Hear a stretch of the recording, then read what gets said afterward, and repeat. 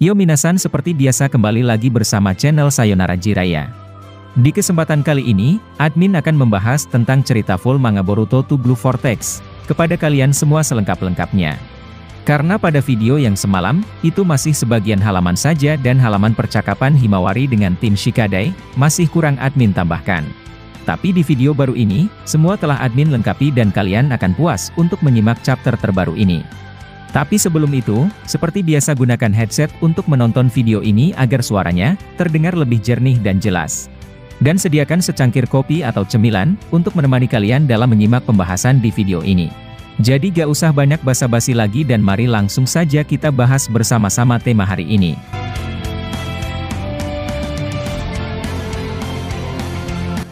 Manga Boruto Chapter 1 atau 81 terbaru, tersisa 3 hari lagi untuk rilis secara resmi dari pihak official.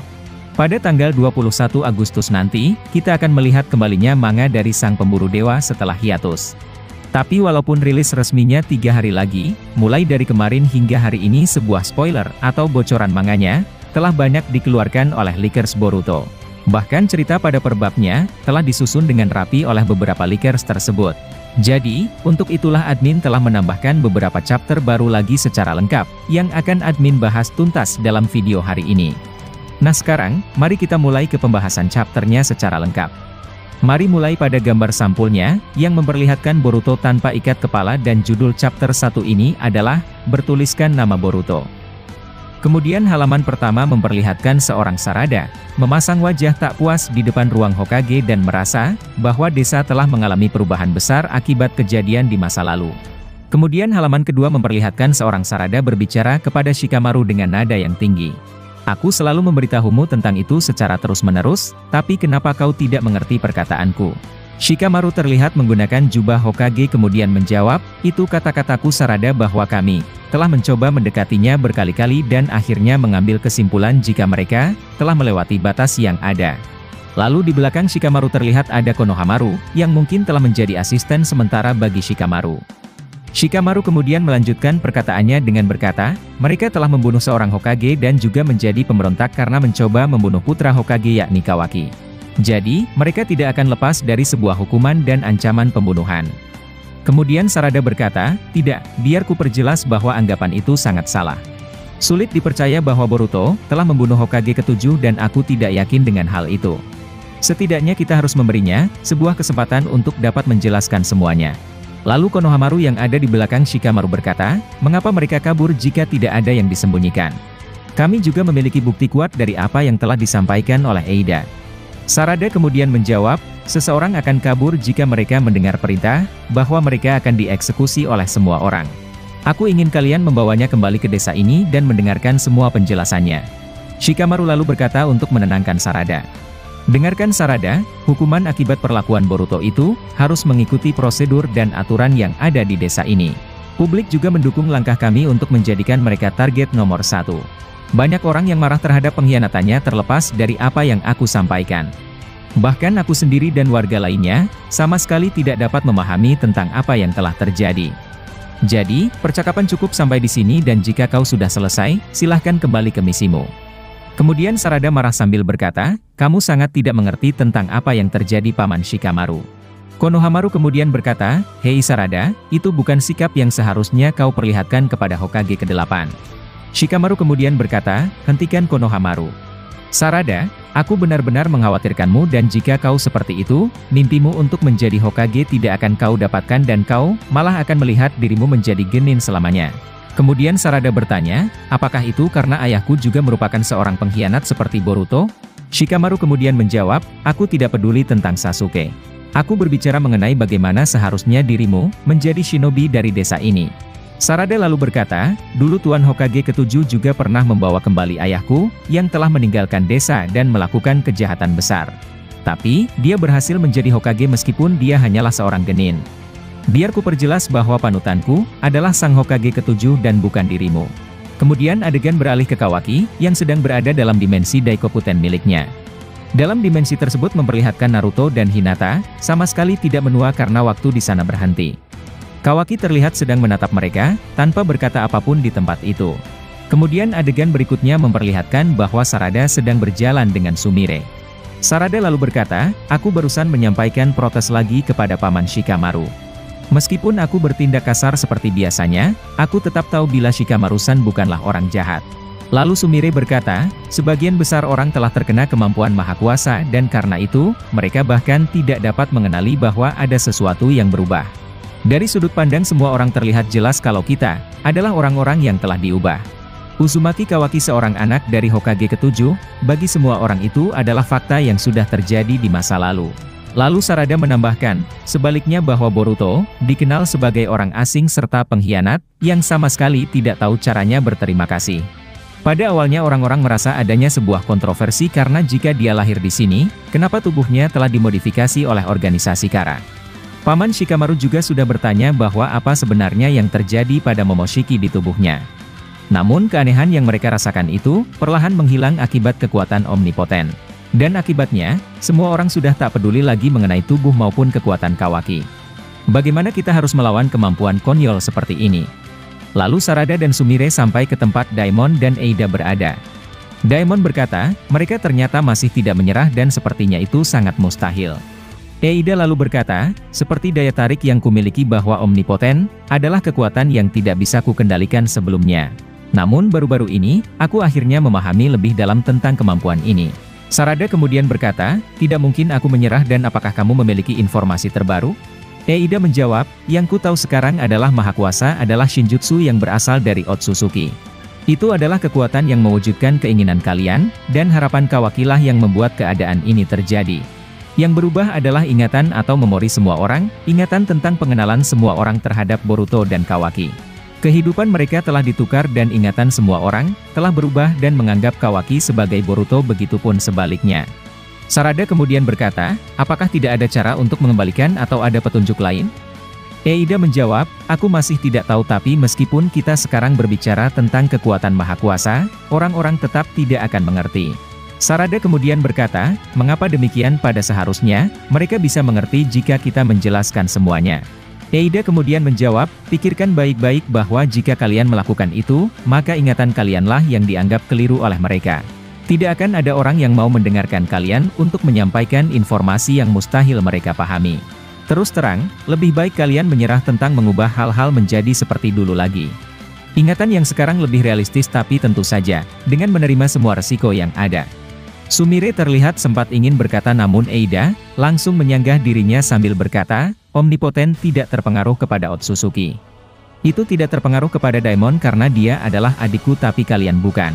Mengapa kalian memiliki ingatan masa lalu? Apakah kalian benar-benar terpikat oleh kemampuanku atau tidak? Sumire kemudian mengingat perkataan Shikamaru yang berkata, jangan sampai Eida menyadari apa yang kau ketahui. Karena jika Eida maupun Daimon tahu, maka hidupmu akan dalam bahaya. Sumire lalu berkata jangan konyol Eida, kami sudah menjelaskan berkali-kali bahwa aku dan Sarada hanya pamer padamu. Tidak mungkin seseorang tidak akan terpikat olehmu. Eida kemudian menjawab, ya aku pikir juga begitu. Lalu adegan beralih kepada Kawaki dan Mitsuki, yang sedang berbicara antara satu sama lainnya. Kawaki berkata, jangan terlalu ganas Mitsuki akan sulit bernafas jika kau seperti itu. Mitsuki kemudian menjawab, Boruto harusnya masih mengejarmu karena seperti kamu, dia juga merupakan seorang Otsutsuki. Tak heran bila ia juga bisa menyembunyikan cakranya. Kawaki berkata, jika dia datang ke desa ini, aku bisa mengetahuinya dengan indikasi milikku. Dia bisa menipu tim sensor tapi tidak bisa menipu mataku, kau juga tahu itu bukan? Mitsuki kemudian menjawab, aku ingin melindungi dan aku ingin membunuhnya dengan tanganku sendiri. Kawaki berkata, lakukan sesukamu tapi jangan dekati aku seperti orang asing yang aneh, kau sangat mengganggu. Lalu tiba-tiba, tim pencarian memanggil Kawaki lewat alat komunikasi dan berkata, bahwa mereka menemukan sebuah tanda cakar di luar tembok. Kawaki kemudian pergi ke tempat mereka berada. Dia bahkan bisa terbang ke tempat para tim pencari, layaknya kemampuan yang dimiliki oleh Otsutsuki Ishiki. Kemudian ketika Kawaki pergi ke sana, Mitsuki berbicara dalam hatinya dengan berkata, kau itu matahari yang menyinari bulan sepertiku bukankah begitu Kawaki?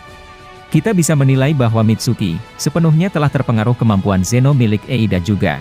Lalu adegan beralih pada Himawari, yang terlihat sedang berlatih dengan seorang Koko. Hima terlihat berlatih taijutsu dengan Koko, lalu melompat dari tangan Koko sambil mengeluarkan shuriken ke arah lawan tandingnya. Akan tetapi, Hima terlihat masih lengah dan hampir terkena serangan dari seorang Koko. Pada saat itu, ternyata Shikadai dan Inojin juga datang di tempat mereka latihan. Di momen tersebut Shikadai kemudian berkata, "Kau sangat ceroboh sekali untuk melompat dengan sembarangan seperti itu. Tapi meskipun begitu, gerakanmu jadi lebih tajam dan kau memang adik dari Kawaki." Inojin juga menyemangati Himawari dengan berkata, "Itu pertarungan yang sangat bagus dan kau luar biasa Himawari." Lalu Koko juga berbicara kepada Hima dengan berkata, "Tendanganmu luar biasa itu sangat berat dan kuat." Hima yang saat itu sedang berbaring di tanah merasa tidak percaya dengan pujian mereka semua. Lalu Inojin bertanya kepada Hima dengan berkata, "Tapi mengapa kau tiba-tiba ingin menjadi lebih kuat?" Himawari kemudian menjawab, "Daripada menjadi lebih kuat, aku ingin mengatakan sesuatu yang mungkin akan membuat semua orang marah kepadaku dan seperti yang kau tahu, aku ingin membantu seorang Boruto." Mereka terkejut mendengarnya dan Inojin berkata, "Apa yang kau bicarakan Himawari, berhentilah untuk bercanda." Hima kemudian menjawab, "Aku minta maaf karena kalian pasti terkejut mendengarnya. Tapi bagaimana aku harus mengatakan ini karena dalam bayangan kepalaku, semuanya tampak berbeda." Shikadai kemudian berkata, "Dia telah membunuh ayahmu dan kau tentu tahu hal itu." Hima lalu berbicara dengan tegas dengan berkata, "Aku pikir hal itu salah besar. Dia adalah orang yang pernah melindungi ayah dan aku, dan dia rela mengorbankan nyawanya demi kami. Orang seperti itu, tidak mungkin menjadi pelaku yang membunuh ayahku. Aku percaya bahwa pasti ada alasan di balik itu semua. Dan jika memang benar demikian, saat ini Boruto pasti dalam masalah." Kemudian, Inojin ingin berkata sesuatu kepada Hima namun Hima langsung melanjutkan kalimatnya dengan berkata, "Aku bisa merasakan kalau ayahku kemungkinan masih hidup di suatu tempat." Kemudian adegan berpindah ke anggota pencari Konoha dan mereka telah menemukan tanda cakar terakhir yang terlihat. Kawaki berhasil mengecilkan tanda cakar kode dan anggota tersebut berkata, "Terima kasih Kawaki karena ini merupakan tanda cakar terakhir di desa." Sialan, apa sebenarnya tujuan dari kode? Mengapa dia tidak menyerang desa meskipun telah datang lebih dekat ke desa? Salah satu anggota menjawab, "Aku dengar jika kode memiliki ribuan tentara dan dia ingin membalas dendam terhadap Boruto. Tapi aku yakin bahwa prioritasnya jauh lebih tinggi dibandingkan desa Konoha." Anggota pencari ini juga percaya bahwa teori mengenai desa diserang hanyalah sebuah kabar angin saja. Lalu seketika Kawaki datang di tempat berbeda sambil menahan salah satu anggota pencari tersebut. Salah seorang tersebut bertanya, "Apa yang sedang kau lakukan Kawaki?" Kawaki menjawab, "Di lehermu ada salah satu tanda cakar milik kode. Sejak kapan itu ada di sana, dan apakah kau tidak menyadarinya sedikit pun?" Anggota pencari tersebut kemudian panik namun Kawaki menyuruhnya untuk tenang. Kawaki kemudian menyampaikan laporan ini kepada Shikamaru. Shikamaru kemudian menjawab, "Mengapa tanda cakar itu ada pada mereka? Sebenarnya apa yang dipikirkan oleh kode?" Lalu Kawaki menyuruh mereka untuk mencari lebih banyak lagi tanda cakar lainnya. Jika mereka menemukannya, Kawaki akan langsung mengecilkannya. Kawaki berkomunikasi pada Shikamaru dan berkata, bahwa mereka harus cepat mengecilkan itu karena waktu akan habis. Lalu adegan diperlihatkan bahwa dua orang shinobi yang sedang berjalan di dalam desa Konoha. Salah satunya berkata, "Kau terlalu melebih-lebihkan sesuatu." Dan shinobi satunya menjawab, "Sumpah aku serius dan kau pasti tahu itu." Shinobi lain kemudian bertanya kenapa dan ada apa. Lalu tiba-tiba, dari salah satu leher shinobi tersebut muncul satu pasukan jubi milik kode. Shinobi itu terkejut dan berkata apa itu sebenarnya. Kemudian tim sensor desa Konoha mengetahui hal itu dan berkata, ada sebuah reaksi cakra baru tapi apa ini? Seketika satu pasukan kode memukul seorang warga dan membuat polisi desa Konoha panik dan memanggil bantuan lainnya. Kemudian dari area yang lain, orang-orang terlihat panik dan meminta tolong. Polisi Konoha kemudian berkata, ini tidak mungkin, mereka semua ternyata berada di sekitar sini. Adegan kemudian beralih ke Konohamaru yang telah mendapatkan laporan dan berkata, tampaknya beberapa dari mereka tiba-tiba muncul dan telah ada laporan kerusakan pada warga sipil. Shikamaru kemudian menyuruh mereka untuk melakukan evakuasi kepada warga desa Konoha. Dia lalu berbicara dalam hatinya, apa sebenarnya yang membuat kode akhirnya bergerak.